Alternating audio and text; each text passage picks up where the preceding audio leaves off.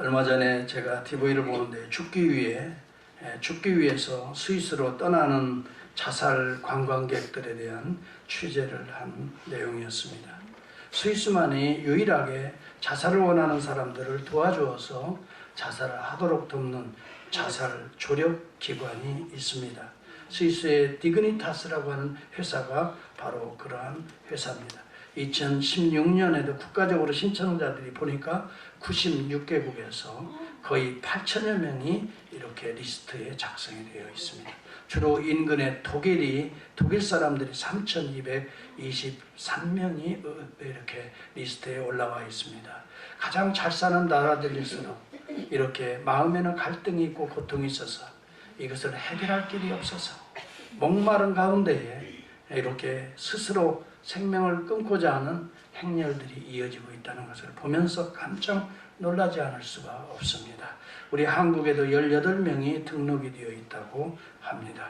프랑스, 스위스, 이탈리아, 영국, 미국, 일본, 이 참 부유한 나라들이 저렇게 약물을 투입해서 스스로 약물을 주입시켜서 이렇게 자살을 하는 일에 약물을 투여하는 그 약물을 이렇게 제공해 줌으로 말미암아 스스로 결단하게 하는 것입니다. 물론 이것은 안락사하고는 다릅니다.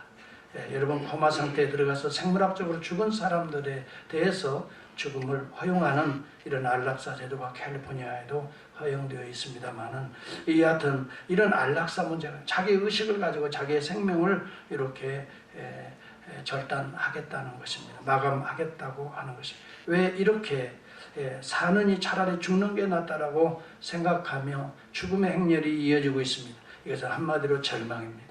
소망이 없기 때문입니다. 사회심리학적으로 보면은 광장 공포증이 있습니다. 아고라포비아가 있습니다. 집 공포증, 오이코스포비아가 있습니다. 광장 공포증은 밖에서 나가서 사람들을 대하고 사회활동하는 것에 대한 두려움과 공포를 갖고 있는 것입니다. 한마디로 공황장애라고 하는 표현으로도 사용이 되어집니다. 이런 이 사람들이 의외로 현대에 많이 있는 것을 보게 됩니다. 집 공포증, 집을 헬라어로 말하면 오이코스라고 합니다. 그래서 오이코스포비아라고 합니다. 집 안에 있으면 불안합니다. 왠지 갇혀있는 느낌을 받습니다. 그래서 자꾸 밖으로 나돌아다니기를 원합니다. 집 안에 있으면 스토브의 불을 분명히 껐음에도 불구하고 자꾸 그것을 만지려고 합니다. 또 꺼졌는지 확인합니다. 심지어는 세탁기 돌아가는 소리에 대해서 두려움을 갖는 사람도 있다고 합니다. 컴퓨터에 대해서도 참 두려운 증세를, 공포 증세를 갖고 있는 사람도 있습니다. 화장실 욕조에 물이 나오는 것도 두려워해서 그것을 자꾸 가서 점검을 하는 것입니다. 특별히 이 화장실 욕조가 저것이 계속 나오면 어떡할까? 그래서 이거는 우리 집안이 물로 이렇게 수상될 터인데 이런 염려를 가지고 쓸데없는 염려로 물이 넘치는 걸 두려워하면서 나는 이 집을 빨리 피해야 되겠다. 그래서 밖으로 나돌아다니는 것입니다.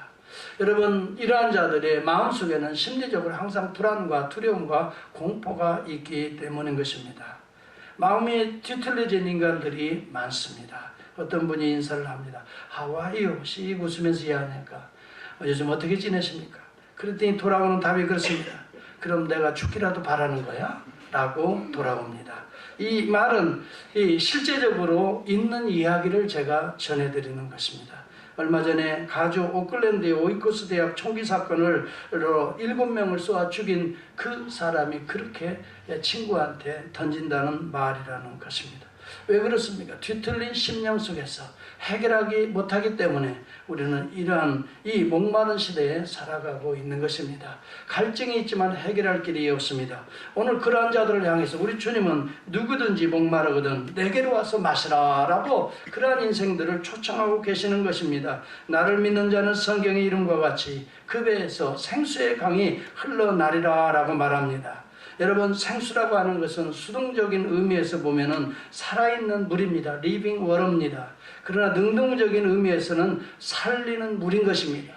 누구든지 목마르거든 내게로 예수께로 오라는 것입니다. 그러면 그 영혼들이 살아있는 물을 마심으로 그 영혼들이 해가람을 얻을 뿐만이 아니라 그 영혼들을 통해서 살리는 물이 계속해서 흘러넘치게 될 것이다 라고 우리 주님은 초청하는 것입니다. 이 시대는 목마른 시대에 살고 있습니다. 이 한국 축구 4강에 오르게 했던 히딩크 감독은 경기가 끝날 때마다 나는 아직도 목마르다 그랬습니다. 이 꼴에 목말라는 사람이 있습니다. 여러분, 육체의 쾌락에 목말라는 사람들이 있습니다. 5 남편을 두었어도 여전히 6 남자를 데리고 살면서도 목말라하는 그 수가성의 한 여인이 있는 것을 우리는 성경에서 말합니다. 우리 주님이 그 여인을 찾아가서 그렇게 이야기합니다. 이 야곱의 우물가에서 물을 길러온 여인을 향해서 이 물을 먹고 마시면 또 목말라서 또 와야 되지만 내가 당신에게 주는 물은 그 심령이 영원히 목마르지 아니하라 할 것이다 라고 우리 주님은 영원한 생수를 그녀에게 소개시켜주고 있습니다. 진리에 대해서 목말라하는 인물들도 있습니다. 요한복음 3장에 보면은 영생에 관한 진리에 대해서 한 인간이 찾아옵니다. 그의 이름은 니고데모입니다. 유대인의 관원이요 학벌적으로 봐서는 최고의 정말 학식을 가진 관원이었습니다. 그럼에도 불구하고 여전히 진리에 목말라서 주님을 찾아옵니다. 어떻게 하면 구원을 얻을 수 있습니까? 우리 주님은 그에게 그런 이야기를 합니다. 물과 성령으로 거듭나지 아니하면 하나님 나라에 들어갈 수 없다라고 말을 하고 있습니다. 그 중에 물이 들어가 있는 것입니다. 영원한 생수로 마시지 아니하면 이 영원한 이 갈증 속에 우리는 방황할 수밖에 없다는 것을 말해주고 있습니다. 여러분은 이 생수를 마시고 있습니까? 최승호 씨의 황금털 사자라고 하는 작은 책자를 읽어보신 분이 계신지 모릅니다. 평생 자기만을 위해서 삽니다. 사람 간의 이해득실이 얽힌 세상에서 손해보다는 이익을 추구하면서 삽니다. 자기의 실보다는 득을 위해서 살아갑니다. 그러다 보니까 친구들이 없습니다. 어떻게든 자기의 이득을 위해서 이용하며 살아갑니다. 노년이 됩니다. 주위에 남은 사람이라고는 아무도 없고 쓸쓸하기 짝이 없습니다. 그러나 그는 돈을 많이 모아놨습니다. 사각개짝 하나에 돈이 가득 들었습니다. 그런데 그에게도 죽음은 여지없이 찾아왔습니다. 죽는 날 이 돈을 어떻게 쓸 것인가 그는 고민을 하다가 은혜 갚을 마지막 기회를 놓쳐버리고 이것을 또 자기를 위해서 쓰기로 결심합니다. 그래서 자기가 죽거든 순금으로 된 황금관을 만들어서 자기를 거기에 매장해 달라고 유언을 합니다. 그 유언대로 황금관을 만들어서 그를 이제 거기에 매장합니다. 그날 새벽에 무리들이 그 황금관을 탐이 나서 비상한 방법으로 그 시체를 다 옆에다 던져버리고 황금관을 가지고 이제 도둑들이 도망가 버리고 말았습니다. 그 시체는 온데간데 없이 들쥐들에 의해서 다 뜯어 먹히고 말았습니다. 심지어는 내장까지 남김없이 다 뜯어 먹였다고 하는 이 짧은 이야기입니다. 여기서 우리에게 무엇을 가르쳐 줍니까? 오늘 우리 인생이 마치 그와 같은 참으로 이런 삶으로 살아가는 존재는 아닌가 끔찍한 이야기입니다. 어떤 사람들은 돈에 목말라 있습니다. 세상의 쾌락에 명예에 권세에 어김없이 목말라 하는 이 시대를 우리 주님은 전제하고 있는 것입니다. 이렇게 목말라 하는 인생들이여 내게로 오라라고 초청하고 있습니다. 나는 그 목마름을 채워줄 수 있는 하늘의 생수가 나에게 있다라고 말하고 있는 것입니다. 여러분 1961년도에 단돈 200불을 가지고 미국에 올라온 젊은이가 있었습니다. 죽도록 고생하면서 USC 학사 석사의 과정을 마칩니다. 그리고 1978년 제이킴 엔지니어링이라는 회사를 차립니다. 회사가 아주 부흥하고 성공합니다. 열심히 땀 흘려서 가꾸었습니다. 그러나 정계에 진출하기를 원했습니다. 1990년 이 다이아몬드바의 시의원에 도전해서 당당히 이 시의원에 이제 시의원에 뭐요? 당선이란 말이 그렇게 참 어렵네요.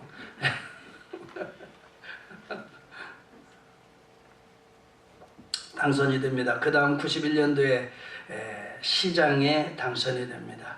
1992년도 연방 하원에 도전하고 싶은 마음이 있어서 도전해서 당선이 됩니다. 1999년도까지 3선 연임에 성공하게 됩니다. 당시 대한민국 5천년 역사상 한인 최초로 이런 역사를 일궈냈습니다.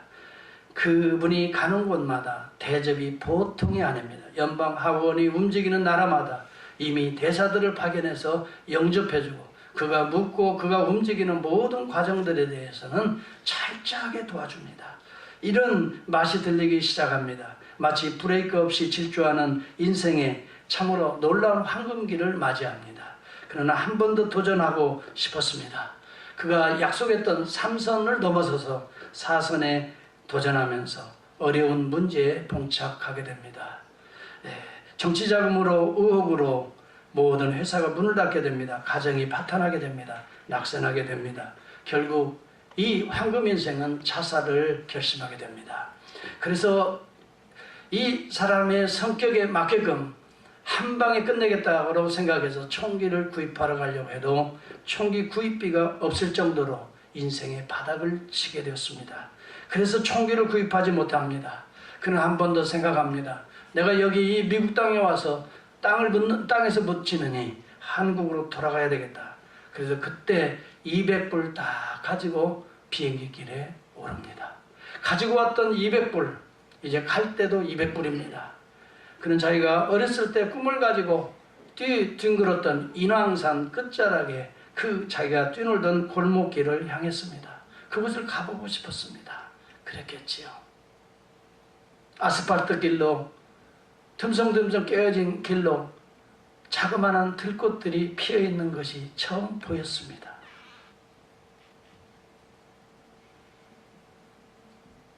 그는 그 들꽃이 자기의 모습과 같았습니다. 깨어진 곳에서도 어떻게 흘러가는 물줄기에 들꽃이 그 틈새로 계속 피어난 것을 보면서 과거에는 이런 들꽃에 관심조차 없었고 눈길도 가지 않았는데 인생의 바닥을 치니 그 들꽃이 보이기 시작했습니다. 다시 한번 살고 싶었던 것이죠. 다시 한번 인생에 도전해보고 싶었던 거죠.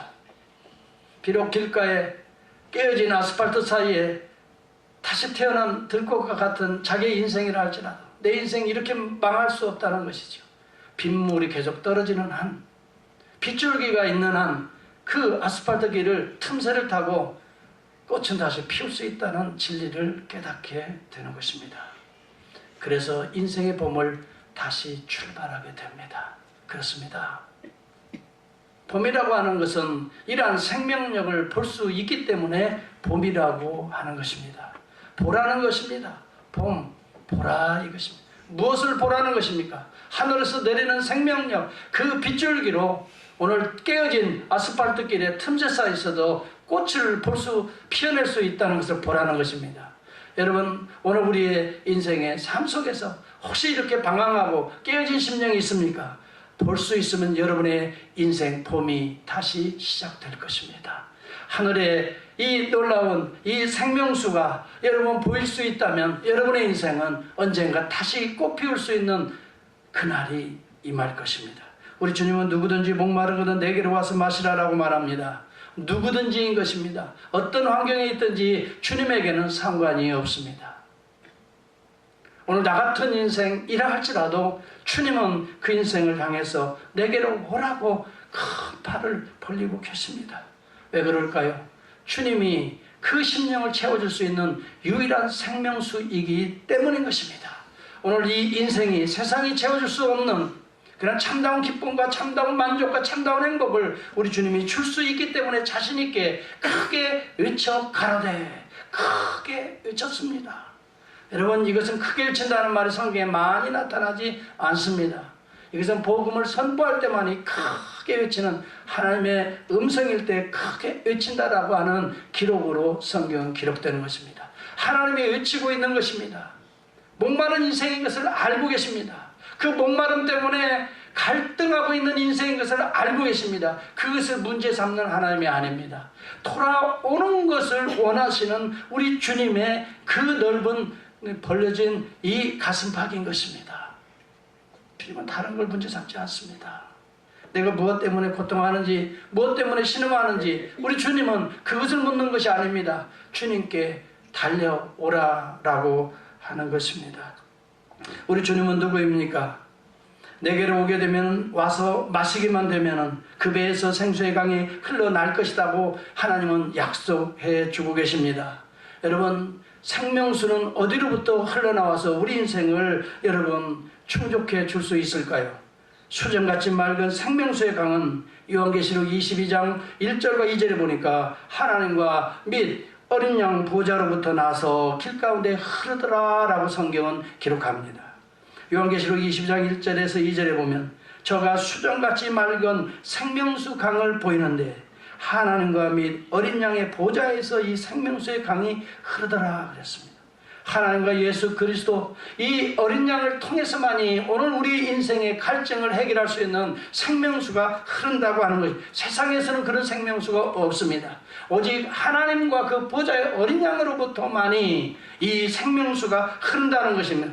어디에서 여러분은 생명수를 마시기를 원하시기 그렇게 추구하고 갈증을 목말라 하고 있습니까?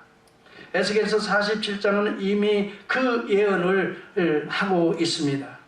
에스겔서 47장에 보니까 큰 성전 문지방 밑에서 성전물에서 이 생수가 흐르고 있습니다. 점점점 차올라서 이 생수가 이제 가정으로, 일터로, 또 가는 개울가로 흘러가면서 이 죽어있는 물고기들이, 죽어있는 이 나무들이 다시 살게 되고, 물고기가 사니까 이 어장이 되고 어부들이 몰리고, 이 나무들이 사니까 이제 사람들이 몰리고 사는 곳이 되고, 사해로 흘러가서 죽어있는 사해바다를 살려내는 이 역사가 임하는 그 장면이, 환상이 이 에스겔서 47장의 환상입니다.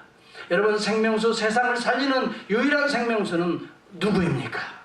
여기에 대한 해답을 주고 있는 것입니다. 목마른 인생들이요, 오늘 이 세상을 살릴 수 있는, 정말 목말라하는 인생들의 그 갈증을 해결할 수 있는 유일한 생명수는 하나님과 보좌 우편에 계신 어린 양으로부터 흘러나왔던, 구약에는 성전으로 묘사되었습니다.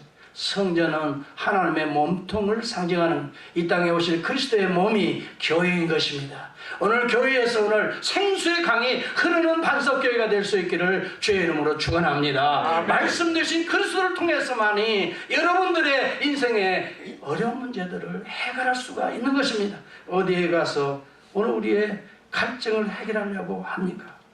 여러분, 스가랴서 14장 8절에도 보면 그날에 생수가 예루살렘에서 솟아나서 절반은 동해로 절반은 서해로 흐를 것이다 라고 말합니다. 여름에도 겨울에도 흐를 것이다 라고 말합니다. 생수가 예루살렘에서, 예루살렘 성전에서 흐르는 것, 오늘 그리스도의 몸에서 흐르는 것입니다. 절반은 동해로 서해로, 이건 동서남북을 말하는 것입니다. 온 열방을 말하는 것입니다. 오늘 예수 그리스도의 복음이 흘러가는 온 열방을 말하고 있는 것입니다. 그리고 여름에도 겨울에도 인생의 모든 여러분 동서남북뿐만이 아니라, 공간뿐만이 아니라, 여러분 지역뿐만이 아니라 우리 인생의 봄, 여름, 가을, 겨울, 여러분 봄이 되기도 하지만 어떤 때는 여름의 인생도 있고, 가을에 쓸쓸한 인생도 있고, 겨울에 차가운 인생도 있지만, 봄, 여름, 가을, 겨울, 동서남북, 이것을 다 포함하고 있는 예루살렘에서 솟아나는 생수, 오늘 예수 그리스도, 그리스도의 몸통에서부터 나오는 하나님의 영, 성령을 통해서 오늘 죽어가는 우리의 영혼을 살리신다라고 말씀하고 있는 것입니다. 특별히 여러분, 구약시대는 반석에서 생수가 흘러나왔던 것을 봅니다. 반석은 예수 그리스도라고 이 고린도전서 10장 4절을 말합니다. 반석이 쪼개어지면서 거기에 생수가 나왔다고 하는 이 환상은, 이 실제적인 것은 어떤 의미를 우리에게 줍니까? 예수 그리스도의 몸, 반석 되신 그리스도의 몸이 쪼개어짐으로 십자가에서 보혈의 이 피로 오늘 우리의 죄를 다 씻어주심으로 우리 안에 성령이 내주하시면서 우리의 불안한 것, 두려운 것, 우리의 답답한 것 깨끗이 씻어서 생수, 하나님의 기쁨을 다시 여러분들에게 그 배에서 생수의 강이 흐르게 한다고 하는 것을 보여주고 있는 것입니다. 사랑하는 성도 여러분, 때로는 우리 인생이 팍팍하기도 하고 광야 같기도 하고 때로는 우리가 황량한 들산 같기도 합니다. 여러분, 오늘날 주변을 한번 살펴보십시오. 길가마다 이 들꽃들이 쫙 피고 있지 않습니까? 저는요, 여기 샌디에고를 운행하면서 이렇게 드라이빙하면서 옆에 있는 산들을 보니까 어느새 파란 푸른 산으로 변한 것을 봐. 보통 때는 눈이 팅팅하든지 아니면 돌산이든지. 그런데 어떻게 이 계속 요즘 비가 내리고 있잖아요. 그래 그 사이에서 계속 꽃이 피어, 이 야생꽃들이 피어나요. 바람에 의해서 이 꽃가루들이 쫙 뿌려놨던 그 꽃들이 이제 비를 맞고 계속 자라는데요. 얼마나 아름다운지요. 내가 15번 올라가다가 보니까 뭐 사람들이 천천히 가요. 그래서 왜 그런가 했어요. 그랬더니 그 옆에다 다 파킹해 놓고요. 그 들꽃들이 막 누런 황금 색깔 나는 그런 들꽃들 옆에서 다들 올라가서 사진 찍고 있더라고요. 전부 다. 그냥 지나칠 수 없더라고요. 나는 바빠서 그냥 갔지만 다음에 내가 우리 집사람이랑 같이 한번 와야 되겠다 하고 지금까지도 못 가봤습니다만 하여튼 그 광경을 보는데요. 너무너무 아름다워요. 여러분, 줄리안으로 가는 길에 시간만 되면 언제 한번 가보시기 바랍니다. 아마 다음 주 정도면 좋을 것 같아요. 들꽃들이요 쫙 여러분 64번 타고 가다가 줄리안을 쭉 저기 가다가 워너스프링 쪽으로 가는데 78번하고 만나고 그 다음에 워너스프링 가는 쪽으로 한번 가보세요. 거기에요 양쪽에 들판에 지금 아주 들꽃이 필 절기예요. 우리 시온성교회 한번 또 밴 타고 갔다 오면 좋겠는데 제가 갔다 와서 한번 모시고 가면 다 늦었겠죠? 그때는 늦지 않아요? 한번 갔으면 좋겠어요. 저는요 언젠가는 거기 가다 보니까 너무너무 아름다워가지고 그냥 차 딱 파킹해놓고 가서 뒹굴어 봤어요. 진짜로 뒹굴었어요. 그냥 누웠어요. 너무 그 향기가 둥글었어. 너무너무 아름다워. 그때 이 꽃들이 너무 아파요, 너무 그러지 마세요. 그러시더라고. 너무 예뻐가지고 그냥 지나칠 수가 없었어. 왜 그렇습니까? 하늘에 비가 내렸기 때문입니다. 오늘 우리의 심령에도 하늘의 비, 하나님이 주시는 생수를 받게 된다면 우리도 아름답게 피어날 줄을 믿습니다. 우리도 많은 사람들에게 즐거움을 줄 줄을 믿습니다. How are you? 하면 I'm fine, thank you. And you? 그래야지. 뭐하러? 그러면 내가 잘못되기를 바라는 거야? 뭘 그런 걸 물어봐. 이것은 비가 없기 때문입니다. 비가 없기 때문입니다. 갈급하기 때문입니다. 비를 맞을 수 있기를 바랍니다. 여러분, WHO 이게 뭐지요? 세계보건기구에서 우리 인간의 몸도 물을 마셔야 된다는 거예요.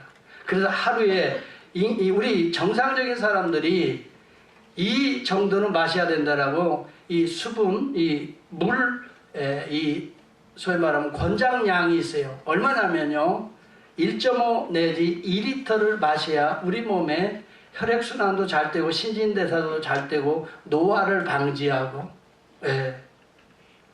그래서 우리 마음에 기쁨을 준다는 거예요. 1.5 내지 2리터가 얼마인가 봤어요. 1.5는 1500ml인가요? 맞나요? 1리터가 1000ml예요. 그래서 제가 이것을 가져가 봤어요. 이게 몇 ml나 되겠어요? 500ml입니다. 그러면 하루에 이 병으로 이 펫병 3개 내지 4개를 마시라는 겁니다. 그래야 우리가 짜증이 나지 않는다는 거예요. 왜 짜증이 나지 않아요? 수분이 부족하니까, 신진대사가 부족하니까, 그리고 우리 혈액이 응고되고 하니까 모든 뇌의 영양이 우리를 피로하게 만든다는 거예요. 생기를 떨어뜨린다. 그러다 보니까 조금만 건드려도 How are you? 해도 뭘 그런 걸 물어봐. 내가 안 좋게 되기를 바라는 거야 뭐야. 이렇게 나간다는 거예요. 네. 여러분, 우리의 몸도 생수가 필요합니다. 할렐루야. 아멘. 우리의 영혼은 어떻게 될까요?